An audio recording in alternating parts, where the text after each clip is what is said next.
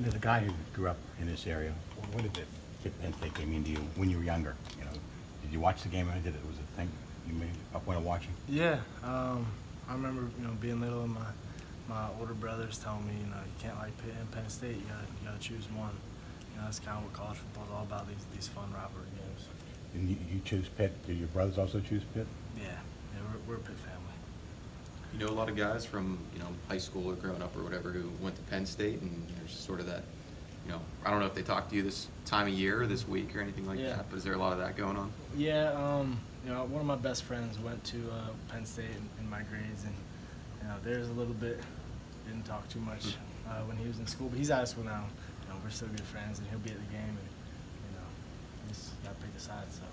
How much did that game in 2016, Quinn's, sort of reinforced you the importance of this rivalry? Because I figure you were probably too young to really remember the time they had played most recently before that. Yeah, for sure. I mean, just seeing the city light up, that game said it all. The atmosphere of that game said it all.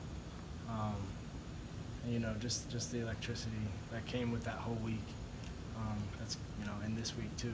It shows you how much this game means to people. Can you give us an idea inside the room what it's like right now, just from an emotional getting ready for this game? I mean, rivalry games are always, they're fun. Like I said, that's what college football is all about. We're just excited to get into this week and prepare and take on another good team. Quinn, you're talking about you have to pick Pitt or Penn State growing up. Is that one of the things that you think makes this particular rivalry fun? It's not like Michigan, Ohio State, where we're from there and they're from somewhere else. It's people down the street from you, your cousins, things like that may be rooting on the other side. Yeah, for sure. And I think a lot of other places have that same thing. Same state rivalries. You're battling for the state, so it's definitely a hard choice in something like Ohio State, Michigan. I think that's definitely a part of what makes it fun. Who's your friend and who's you going to be rooting for? His name's Corey Camera. He's a Penn State guy, graduated from Penn State, so he'll be rooting for Penn State. But like I said, that's the fun about it. You get to pick, and I think all of us are on Pitt. Obviously, it's gonna be a fun game. Did he play football there? No, he didn't play football. No. He did at Fox Chapel. Yeah, he did Fox Chapel. So he just went there just for school, but so it's friendly. Quinn, we finally got Coach yesterday to sort of admit that this is not like any other game during the regular season. I mean, as a player, you guys okay with that? And just stating sort of the obvious, that knowing that this is not like the ACC games you play and it's not like the other nine. I mean, this is a singular event. Yeah, I mean, I've said before, you got to attack every game with the same type of preparation and the same type of work. It's not like we treat, teams differently, in the film room and on the field. We're still practicing, we're still, out there busting our balls, and we're still going to go out there and give it all we got on Saturday too. So. But but does this have a little bit of an edge to it? I mean, because no offense to Albany. I mean, it's not Albany. Yeah, I guess just the fact that you got the whole fan bases behind each other who make it really fun. See on social media and everything. It's just a fun time.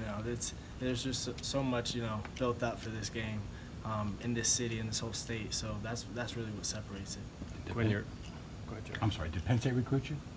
A little bit. That's back back in 2014. As soon as I committed to Pitt, or as soon as I got the offer from Pitt, though, I committed to Pitt in like a week. So they wasted their phone call. Yeah, not much of a choice. Yeah.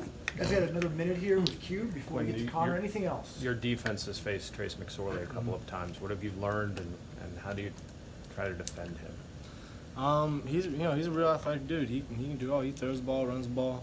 So one of those dual threat guys you got to prepare for. Like a ton of the ACC guys that we face. But we're used to seeing a guy like that who can run it and pass it and do all sorts of things on the field. So we're preparing just like we would for any other week.